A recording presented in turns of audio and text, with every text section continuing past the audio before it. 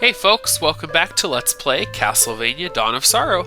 Sorry for all of the terrible voice acting in the last episode, but hey, we had to get through some cutscenes eventually. Now there's two more cutscenes to go, so I guess we'll get to it. Oh man!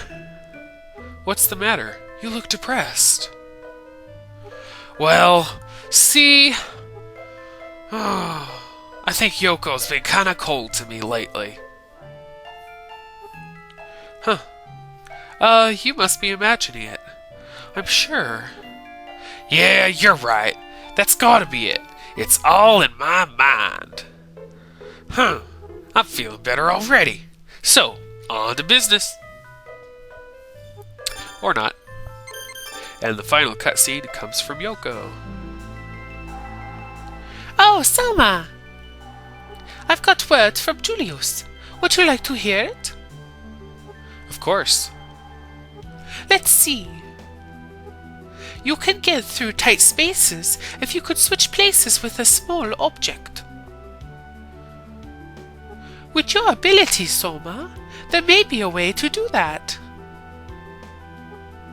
I see. That's what Julius had to report. Anything else today? No thanks. Okay, finally all of the conversation is done between these two. So, it's time to get to shopping, shall we? Now, I came here at this point in the game because a very important item came available, but we'll get to that soon. Now, first we'll buy an uncursed potion, which nullifies the effects of curses, since we don't have one, and I like to keep my inventory as full as possible. Now, we have the Castle Map 1, but we don't have Castle Map 2. Now, there's a before shot, and if we buy Castle Map 2, basically all it added was a little bit in the Gardens of Madness, so not very useful, but hey, at least I claimed that I bought it. And we don't have UMA News Volume 2 Issue 1, so we'll buy that. And we'll buy Volume 3 Issue 1.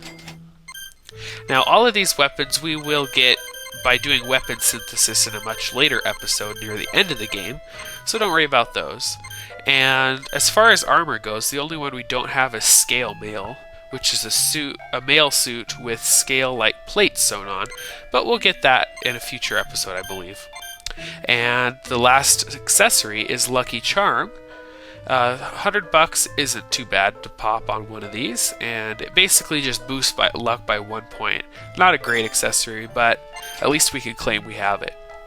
Now, the big ticket item is right below this, and this is what we came for. The Soul Eater Ring. It's a ring that raises the appearance rate of souls. Basically, it doubles the rate at which souls drop from monsters. Plus, it adds 5 luck. Now, if you look at the ticket price on that, it's $300,000, and we have 82,000.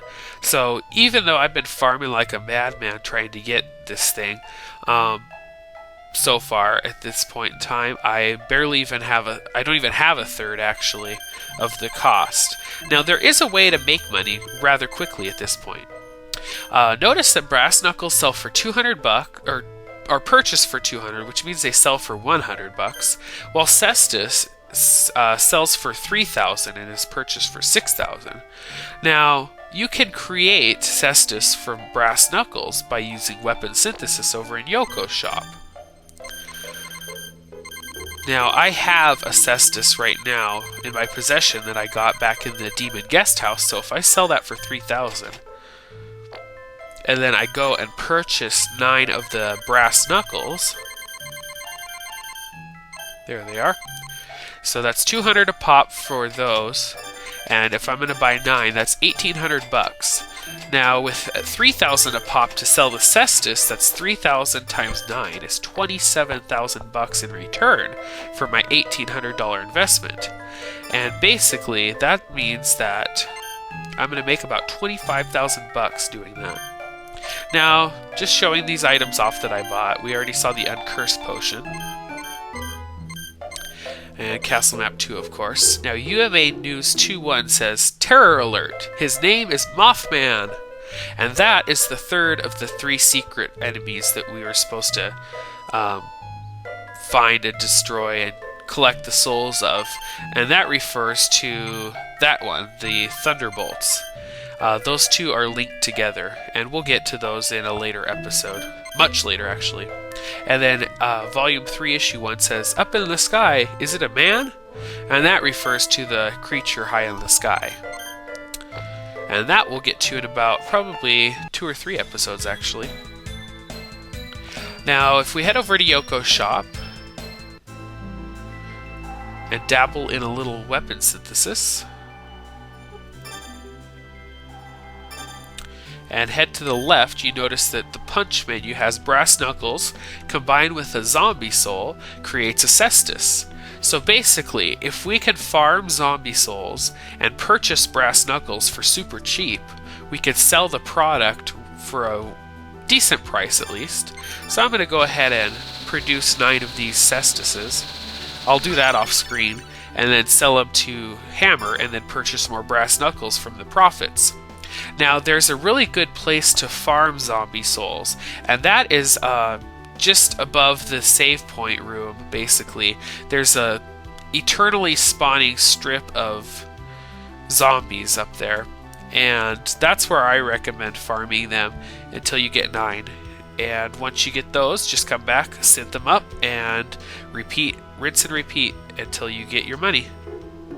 And finally, I have 300,000 bucks. It took about an hour and a half, give or take a few minutes of farming, but that's not too bad, really. I mean, anybody could do that much and not feel overburdened.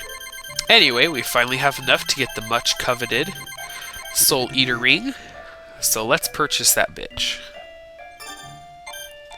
Yay! Leaving us with 2,769 gold. Woohoo. Anyway, make sure to equip that right away on both of your profiles since you're using Doppelganger a lot. Or at least I'm using Doppelganger a lot. And then, of course, if you happen to be using the zombie soul just for fun, make sure to replace it like I am doing. I just wanted to see how it looked when it leveled up. It doesn't actually change, so just so you know. Anyway, now there is one secret, actually not multiple, just one, that I can show you back in Lost Village here, and then we'll call it a video, I think.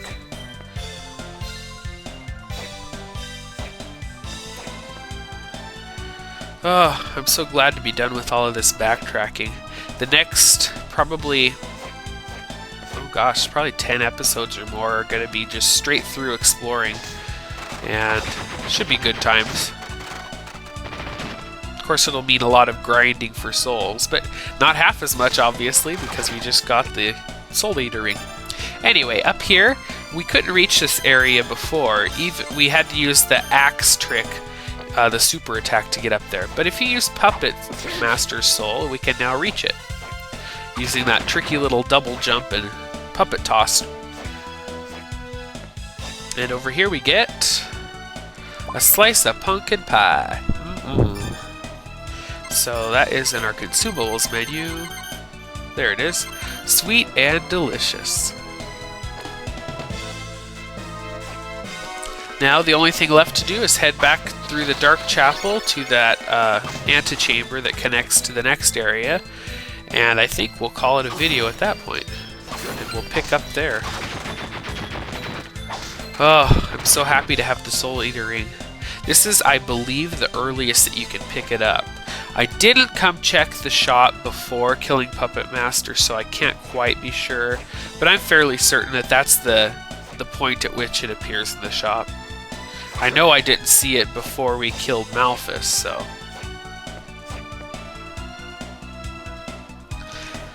There we go. Warp over to the Dark Chapel. Hopefully it doesn't freeze. Oh, thankfully. And now, since we've already opened up that little gate thing right here, in this hallway, there was that yellow gate in the way, and we pressed this switch right here in the last, or 2 episodes ago, so we can just skip right through and over to the hallway. And I think that will end it for this episode, and next time I see you, we will get to exploring a brand new area. So thanks for watching. Bye-bye.